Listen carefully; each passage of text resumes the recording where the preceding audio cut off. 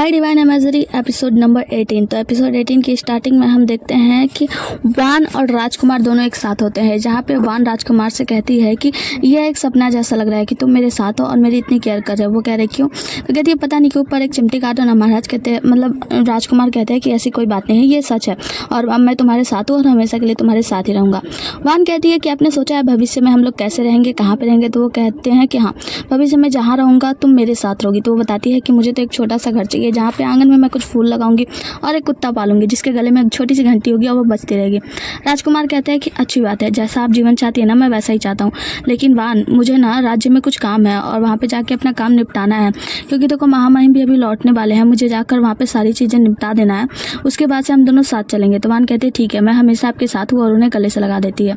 दूसरे दिन हम देखते हैं कि राजकुमार हैकिंग वहाँ से जा रहे होते हैं और महाराज से कहते हैं कि महाराज आप मेरे लिए वान की रक्षा करना, वान की देखभाल करना। मिंगमिंग कहती है कि आप चिंता मत करो, वान के साथ मैं हूँ और मैं उसका पूरी तरीके से ख्याल रखूंगी। तो वान से कहते हैं कि तुम अपना ख्याल रखना, देखना तुम्हें चोट ना लग जाए। वान कहती है कि ठीक है, मैं अपना ख्याल रखूंगी और मैं साई निवास में ही रहूंगी और यहाँ से कहीं नहीं जाऊंगी। राजकुमार हैंगिंग कहते हैं कि ठीक है मैं जा रहा हूँ, वहाँ से जाने लगते हैं, फिर लौट के वापस आते हैं और उन्हें गले से लगा देते हैं। वान गले से लगा लेती है, कहती है कि अपना ख्याल रखना। तो राजकुमार कहते हैं आप भी अपना ख्याल रखना और देखना तुम्हें कहीं चोट ना लग जाए। उसके बाद से राजकुमार हैंगिंग यहाँ से चले जाते हैं। आगे की सीन में हम देखते हैं कि बारिश आ रही होती है। मिंगमिंग और महाराज दोनों यहाँ पे खड़े होते हैं, जहाँ पे बारिश को अपने हाथों में फील कर रहे होते हैं, तभी उसका हाथ गायब होने लगता है, मतलब मिंगमिंग का हाथ। वो कहते हैं ये सब क्या हो रहा है, क्या मुझे कोई भ्रम हो रहा है? मतलब वो चिंतित होती है। आगे की सीन में हम दूसरे राजकुमार को देखते हैं जो कि यहाँ पे आते हैं, तो उनका आदमी बताता है कि महाराज हमें पता चल गया है कि उन्होंने बारिश की समस्या का समाधान कैसे किया। पानी की समस्या का समाधान करने के लिए उन्होंने एक्वागार्ड नामक एक जल सेतु बनाया है। कुछ जो संरक्षक हैं वो लू काउंटी के मिस्टर ली हैं, मतलब मंत्री ली हैं। तो वो कहते हैं कि और कुछ पता लगा? तो आदमी कहता नहीं, और कुछ तो पता नहीं लगा पाया हूँ। तो कहते हैं दूसरे राजकुमार ठीक है, जाकर और ज्यादा अधिक जानकारी लेकर। आगे हम देखते हैं कि सभी लोग खाने पे होते हैं, जहाँ पे मिंगमिंग को पता चलता है कि नाटक चल रहा है। तो मिंगमिंग कहती है क्या सच में नाटक? तो महाराज कहते हैं क्या तुम्हें नाटक देखना है? तो वो कहती है कि हाँ देखना तो है, आपको पता है मैं बचपन में जब भी देखने जाया करती थी नाटक खत्म होने से पहले ही सो जाया करती थी। तो महाराज कहते हैं ठीक है, अगर तुम्हें देखना है तो मैं तुम्हें वहाँ ले चलूंगा। तभी यहाँ पे मंत्री ली को लूहुआन लेकर आते हैं और मंत्री ली से महाराज सबकी पहचान कराते हैं, बताते हैं कि ये मंत्री ली है जो कि लू काउंटी से है और ये हमारे जल सेतु का कार्यभार संभाल रहे हैं। मंत्री ली सबसे मिलकर प्रसन्न होते हैं, उन सबको प्रणाम करते हैं। उसके बाद से सेकंड राजकुमार कहते हैं कि आप मंत्री ली हैं तो आपने जल सेतु का ही निर्माण कराया है, तो क्या आप मुझे उसका ब्लूप्रिंट दे सकते हैं, क्योंकि मुझे उसकी बहुत ज़्यादा आवश्यकता है। हमारे राज्य में बारिश नहीं हो रही है जिसकी वजह से वहाँ पे पानी की काफ़ी कमी है, सूखा पड़ गया है। यहाँ पे मिंगमिंग कहती है कि उसकी बात को छोड़ो और इग्नोर करो। यहाँ पे महाराज कहते हैं लाल परी से कि लाल परी ये आपके राज्य में यानी यांग सिटी में ही रहेंगे और यहीं पे रह के जल सेतु के निर्माण पे कार्य करेंगे, लेकिन याद रखें आप लोग कि किसी को भी मंत्री ली के बारे में खबर नहीं जाना चाहिए, मतलब किसी को भी मंत्री ली के बारे में नहीं बताना है। वो लोग कहते हैं जी जैसी आप किया गया। महाराज कहते हैं मंत्री ली आइए हमारे साथ खाना खाइए। तो मंत्री ली कहते हैं कि नहीं, अभी मेरा पेट पूरी तरीके से भर चुका है, मैंने रास्ते में ही खाना खा लिया है। महाराज कहते हैं ठीक है फिर जाइए आप अपने कमरे में आराम कीजिए और लूहुआन मंत्री ली को लेकर जाने लगते हैं। मिंगमिंग मंत्री ली के पीछे आती है और कहती है मंत्री ली आज रात टी हाउस में कुछ नाटक प्रदर्शन हो रहा है, तो क्या आप हमारे साथ चलना चाहेंगे? मंत्री ली उन्हें धन्यवाद कहते हैं मैं जरूर आऊँगा।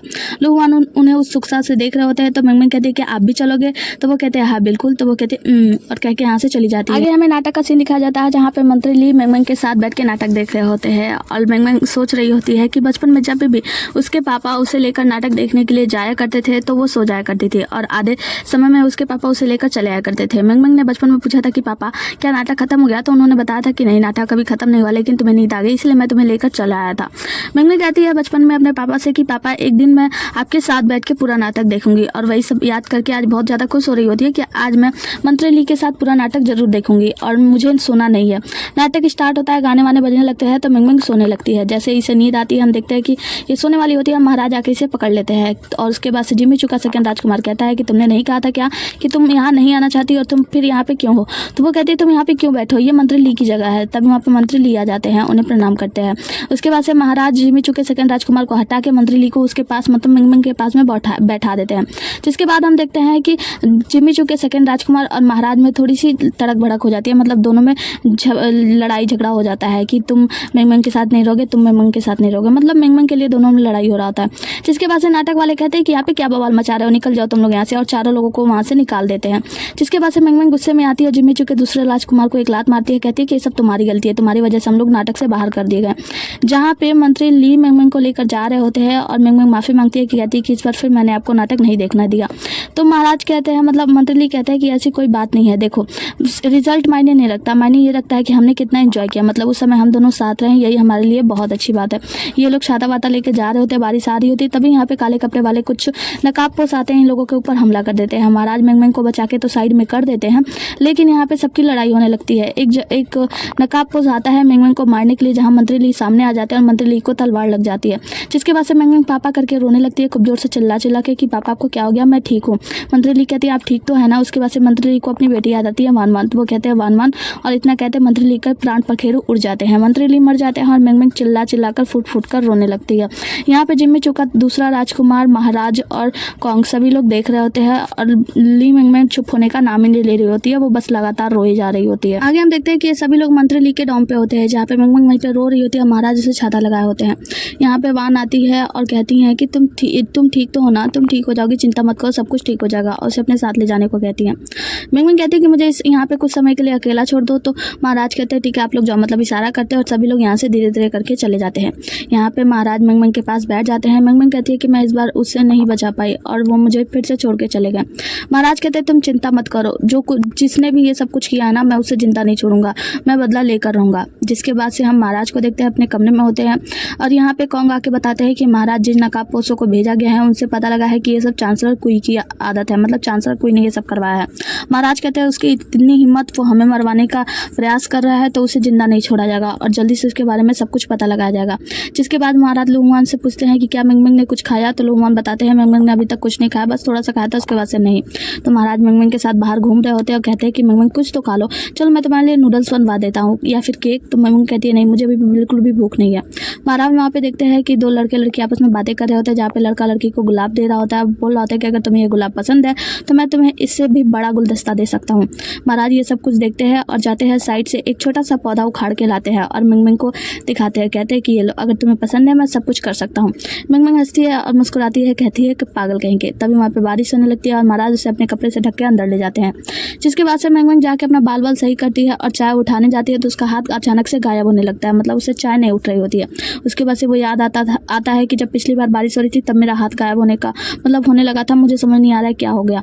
तब यहाँ पे महाराज आते हैं, कहते हैं कि लोग कुछ अदरक का चाय पी लो। मेंगमेंग कहती है अभी नहीं, मैं बाद में पी लूंगी, रख लो, अभी मन नहीं है। महाराज कहते हैं कि क्यों नहीं मन है, अगर तुम चाय नहीं पियोगे तो तुम्हें सर्दी लग जाएगी ना, आओ मैं तुम्हें पिला देता हूँ। उसके बाद से महाराज उसे फूंक मार मार के अदरक का चाय पिला रहे होते हैं। हम चांसलर कुई को देखते हैं जो कि बैठे होते हैं, तो उनका आदमी आके बताता है कि महाराज इस बार भी हमने जिन लोगों को भेजा था वो सभी लोग विफल रहे और महाराज की मृत्यु नहीं हुई, बल्कि उनकी जगह पे ली मिंग मारा गया है, मंत्री ली मिंग। तो वो कहते हैं कि उसे मारने का भी क्या ही फायदा हुआ, मतलब हमें तो महाराज को मारना था ना। और ये सब बातें कर रहे थे तभी वहां से एक आदमी आता है, कहता है कि प्रिंस हैगिंग आया है। वो कहते हैं क्या, मैं सोच नहीं सकता, प्रिंस हैगिंग अभी तक जिंदा है, तो मेरी बेटी वान का क्या, वो भी तो जिंदा होगी ना।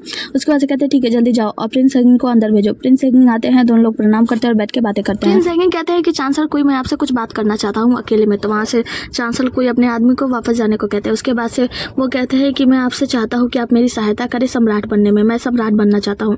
चांसलर कुई कहते हैं तो आप मुझ पे ये कह रहे हैं कि मैं देशद्रोह करूँ। तो वो कहते हैं कि हाँ, अब आपको मुझसे कुछ भी छिपाने की जरूरत है, मुझे सब कुछ पता चल चुका है और आपको पता है आपकी बेटी वान मारी गई, ये सब उस यान के वजह से हुआ था, वो सम्राट के वजह से हुआ है। तो वो कहते हैं कि क्या बात कर रहे हो, मेरी बेटी वान जो है वो समर पैलेस में है महाराज के साथ।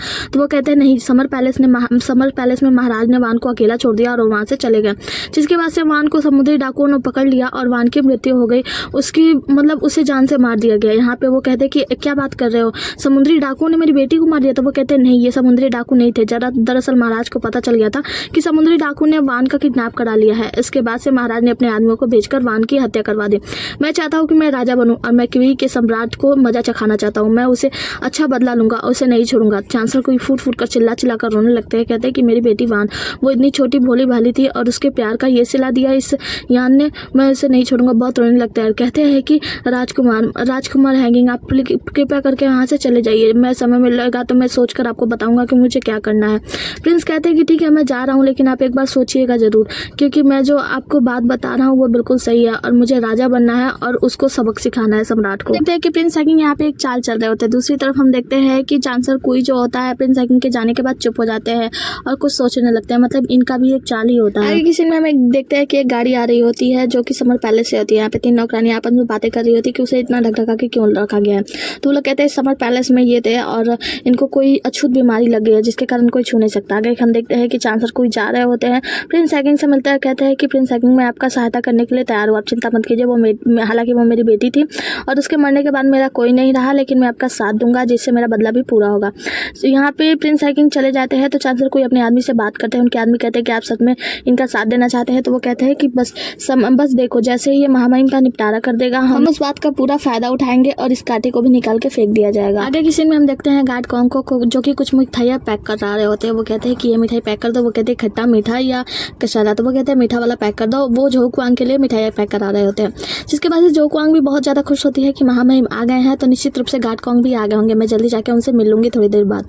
उसके बाद से हम देखते हैं कि महारानी डाउजर अपने कमरे में होती है, जहाँ एक नौकरानी आके बताती है कि महारानी डाउजर, हालांकि महाराज आ गए हैं लेकिन हम महाराज से मिलने नहीं जा सकते, मैं गई थी तो गार्ड ने रोक दिया। तो वो कहते हैं कौन से गार्ड? तो वो बताते हैं इंपीरियल गार्ड। तभी उनके भाई चांसलर कुई आते हैं और महारानी डाउजर जाकर चांसलर कुई से बात करती हैं। महारानी के पूछने पर चांसलर कुई बताता है कि उनसे कोई नहीं मिल सकता क्योंकि वहाँ पे तो राजा है ही नहीं। वो तो मैंने सिर्फ एक चाल चली थी कि कोई है जिसे बीमारी हो गई राजा को और उसे लाके वहाँ पे रख दिया गया। सारे इंपीरियल गार्ड बाहर रक्षा करे क्योंकि पता है तुम्हारा बेटा समर पैलेस गया ही नहीं था, वो समर पैलेस का झांसा देकर यंग सिटी निकल गया था और वो कभी लौट कर नहीं आएगा। तो वो कहती है कि क्या कर रहे हो भाई, तुम्हें तो पता है ना वो तुम्हारे सामने बड़ा हुआ है, तुम उसके साथ ऐसा कैसे कर सकते हो? तो वो कहते हैं बिल्कुल मैं कर सकता हूँ, क्योंकि तुम्हें पता है ना कोई परिवार ने यान परिवार का आधा राज्य पाट सब जीत लिया था और फिर वो यहाँ पे राजा बन रहा है। और तुम्हें तो पता है बचपन से ही हमेशा से ही कोई परिवार का कोई व्यक्ति वो यहाँ का राजा बनना चाहता है, मतलब कोई परिवार की बेटी की शादी होगी तभी वो महारानी बनेगी। लेकिन तुम्हारे बेटे ने क्या किया, वो मेरी बेटी के साथ कैसा व्यवहार करता था, इसीलिए मैं उसे मजा चखा रहा हूँ। यहाँ पे उसकी माँ कहती हैं, मतलब महारानी कहती है कि देखो तुम गलत कर रहे हो, तुम ऐसा कैसे कर सकते हो, तुमने उसे बड़े होते देखा है? तो वो कहता है बिल्कुल नहीं। अभी ये लोग लड़ाई झगड़ा कर रहे होते तभी हम देखते हैं कि बाहर से एक नौकरानी होती है जिसका कुछ सामान गिरता है, वहाँ से भाग जाती है, जिसके बाद से चांसलर कोई पीछा करता है, बाहर आके सैनिकों से पूछते हैं कि कौन था। तो वो बताते हैं कि एक नौकरानी थी जो लिंगटाई मंडप से थी और वो महारानी को कुछ ताबीज देने के लिए आई थी। तो वो कहते हैं ठीक है जाओ उसे ढूंढो और ध्यान रखे उसे जिंदा मत छोड़ना, सबको मार डालना। उसके बाद से हम देखते हैं जिसके बाद से यहाँ पे सैनिकों को बताता है कि तुम्हें पता है महारानी बहुत ज़्यादा बीमार है तो उनसे किसी को मिलने ना दिया जाए, उनसे सिर्फ मैं मिलने जाऊँगा और मेरे अलावा उनसे कोई भी मिलने नहीं जा सकता। जिसके बाद से हम कॉन्ग को देखते हैं जो कि बहुत ही ज़्यादा खुश होता है, मिठाई लेकर जा रहा होता है और झो क्वांग के बारे में सोच रहा होता है कि मैं जब वापस आऊँगा तो वो मुझे बताएगी कि वो मुझे प्यार करती है या नहीं करती है। आगे हम झो क्वांग को देखते हैं जो कि भाग रही होती है और सोच रही होती है चांसलर कुई की योजना के बारे में मुझे जल्दी जाकर महामहिम को बताना होगा। वो यहाँ पे टोकन दिखाती है, सैनिक जाने देते हैं, तभी दो सैनिक पीछे से आ जाते हैं, कहते हैं उसे पकड़ो और वो लोग तीर मार देते हैं, जिसके तीर के लगते ही झो क्वांग की वहीं पे एन मौके पे मौत हो जाती है। दूसरी तरफ हम कॉन्ग को देखते हैं, मतलब मिस्टर कॉन्ग को देखते हैं जो कि बड़े खुश होते हैं मिठाई लेकर जाते हैं। कॉन्ग आते हैं तो लोग पूछते हैं तुम कहाँ चले गए थे, तुम्हें पता नहीं क्या हम लोगों को जाना है और तुम मिठाई लेकर आए हो क्या मेरे लिए है? तो वो यहाँ से चले जाते हैं। लोग कहते हैं कितना कंजूस है। उसके बाद ली मिंगमिंग को देखते हैं जो कि अपना सामान पैक करी होती है। महाराज आते हैं उसे एक पर्ची देते हुए कहते हैं कि ये मिस्टर ली की है और मंत्री ली की ये कुछ योजनाएं हैं जो कि वो लागू करना चाहते हैं। तो वो कहते हैं कि इनकी योजनाएं बहुत ही ज़्यादा अच्छी है और लोगों के लिए बहुत कामगार है। महाराज कहते हैं ठीक है मैं उनका सपना पूरा करूँगा और उनकी हर एक योजना पे काम करूँगा। उसके बाद से महाराज कहते हैं ठीक है अपने कमरे में जाओ, अपना तैयारी वारी कर लो, तब तक हम लोग निकलते हैं और महाराज वहाँ से चले जाते हैं।